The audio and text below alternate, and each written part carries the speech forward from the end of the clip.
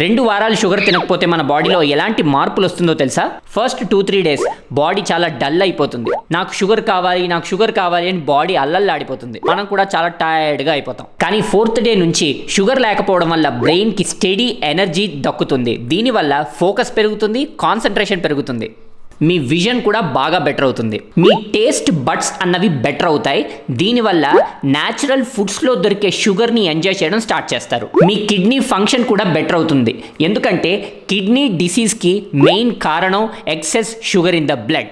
8th day నుంచి body energy కోసం ఫ్యాట్ని observe చేసుకోవడం స్టార్ట్ చేస్తుంది. దీనివల్ల వెయిట్ రిడక్షన్ కూడా జరుగుతుంది. షుగర్ అన్నది లేకపోవడం వల్ల గట్ హెల్త్ అన్నది ఇంకా బాగా ఇంప్రూవ్ అవుతుంది. డైజెషన్ సూపర్గా ఉంటుంది. ఇలాగే కానీ 1 మంత్ కంటిన్యూ చేస్తే మీ బెల్లీ ఫ్యాట్స్ చాలా వరకు తగ్గుతుంది, డయాబెటీస్ తగ్గుతుంది. ఇలాగే కానీ 1 మంత్ కంటిన్యూ చేస్తే మీ బాడీలో బ్యాడ్ కొలెస్ట్రాల్ అన్నది చాలా వరకు తగ్గిపోతుంది. మీ స్కిన్ గ్లో అవుతుంది, ఇమ్యూనిటీ బెటర్ అవుతుంది, అలాగే బెటర్ స్లీప్ కూడా దక్కుతుంది. సో మీరు షార్ట్ టర్మ్ ఎఫెక్ట్స్కి భయపడి షుగర్ తినడం కంటిన్యూ చేస్తారా, లేదా లాంగ్ టర్మ్ ఎఫెక్ట్స్ని మనసులో పెట్టుకుని షుగర్ని మీరు ఆపేస్తారా? Choice is yours.